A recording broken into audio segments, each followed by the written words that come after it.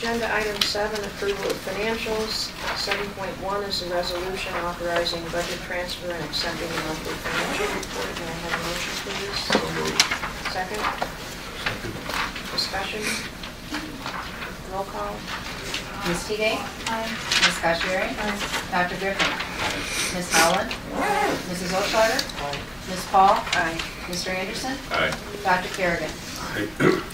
7.2 is an agenda item for the approval of the resolution adopting the 2014 tax levy.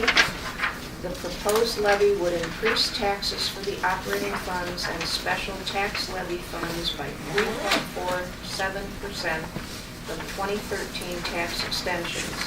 The debt service tax levy is based on an established schedule of bond payments.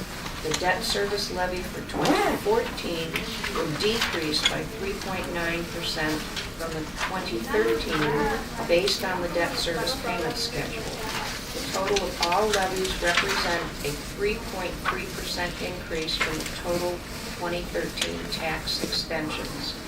The resolution is included under 7.2 in tonight's meeting package. We weren't required to publish notice or conduct a hearing since it's less than 5%. May I have a motion, please? So moved. Second? Second. Roll call? Ms. Teague? Abstain. Ms. Kashmiri? Aye. Dr. Griffin? Aye. Ms. Howland? Aye. Mrs. Oshlarder? Aye. Ms. Paul? Aye. Mr. Anderson? Aye. Dr. Kerrigan? Aye. Item 7.3 is a resolution authorizing a supplemental tax levy to pay the principal of and interest on outstanding limited bonds. In view of the current financial district, the Board of Trustees is considering supplemental tax levy. And the resolution is included in tonight's meeting packet under 7.3. I would like a motion to approve this resolution. So moved. Second. Second. Roll call. Ms. Teague? Aye. Ms. Kashmiri? Dr. Griffin? Aye. Ms. Howland? Aye. Mrs. Oshlarder? Aye. Ms. Paul? Aye. Mr. Anderson? Aye. Dr. Kerrigan? Aye. 7.4 is the abatement of levy. This is in consideration of the resolution abating the tax levy for 2014 to pay the debt service on 2 bond issues. The resolution title is Resolution Abating the Tax Heretofore Levied for the Year 2014 to Pay Debt Service on General Obligation Bonds, Alternative Revenue Source, Series 2013A, and General Obligations Bonds, Alternative Revenue Source, Series 2013B of Community College District Number 532, County of Lake and State of Illinois. The resolution is in your packet. May I have a motion, please? So moved. Second? Second.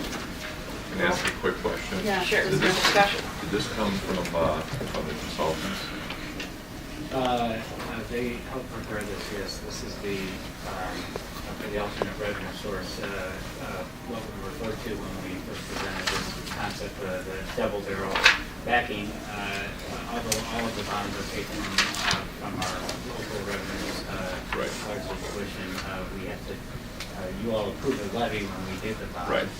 We abate it back annually to make sure that it provides the bondholders with assurance that you'll pay it one way or another. No matter what.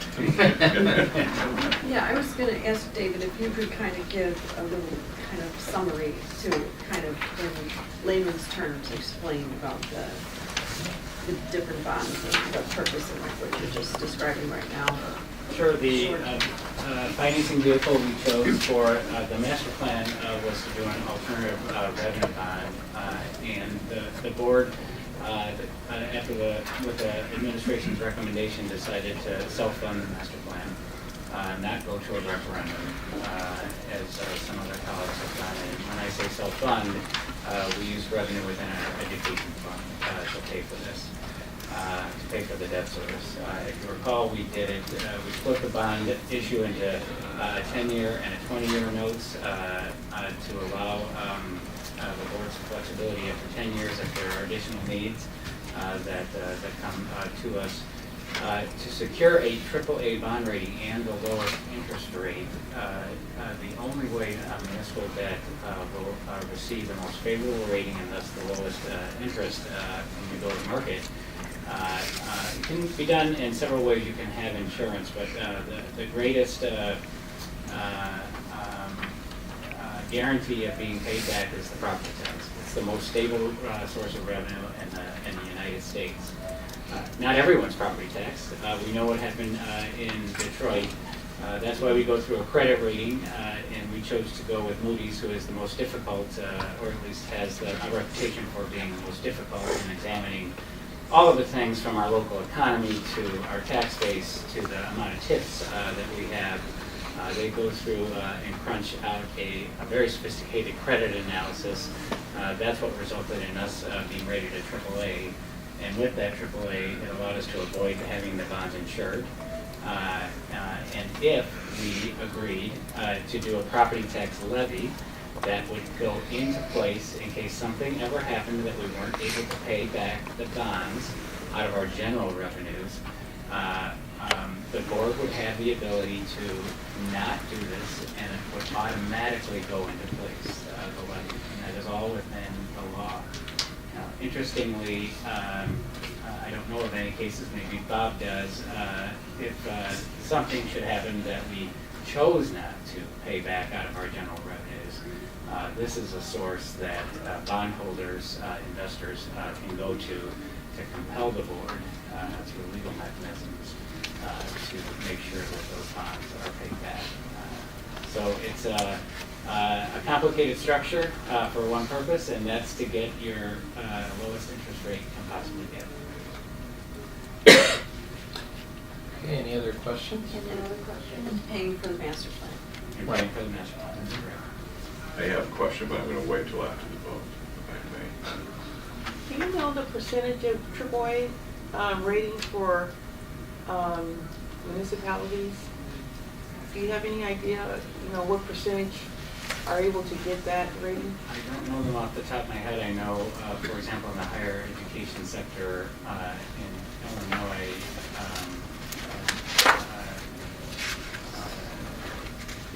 public university has correct. a bond rating. I'm not sure about even most of the. I know most of the privates have been downgraded significantly. Probably those not. Those with the large amounts have not been. I think there are only 5 community colleges in Illinois that have a AAA bond rating. It's become.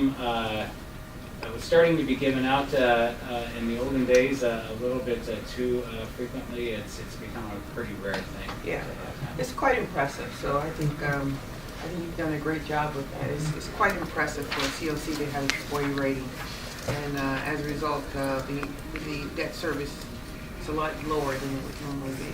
I do it to correct you, Trustee Paul. Okay. Well, there are things that I do and I recommend this board and boards before it made really hard decisions that the rating agency would have never considered unless the board had both put the policies in place and made sure that we had the liquidity, and those were difficult decisions. Great. It's not just the board too, but it's been the whole college staff. We went with them with, for example, that 925 policy, very difficult policy, but we could have never gotten that rating without squaring that away. So that was the college, but that was the board too. I'll take that. Okay. If I remember correctly, when we got the AAA bond rating for the first time, it was revealed that there were 29 institutions of higher education across the country, and only 25. That's amazing. Impressive. Roll call, please. Ms. Teague? Aye. Ms. Kashmiri? Dr. Griffin? Ms. Holland? Aye. Mrs. Olsheider? Aye. Ms. Paul? Aye. Mr. Anderson? Aye. Dr. Kerrigan? That's my quick question. On the tax levy, we said something about $100 million in new construction in Lake County for this coming year. Yeah. I think we might be a little surprised. I think that number will be higher. I mean, there are some massive corporate buildings going up that got to be more than $100 million. Well, when do they count them? When everyone looks? Well, they come in, they phase them in, don't they? It depends on each property, on when they're occupied. Typically, the more complex the building, as that business activity moves in phases. And they can do agreements, can't they, for abatement? They could, we would have to be part of it, Right. we have to approve them, but we're not party to any. That'd be a pleasant surprise.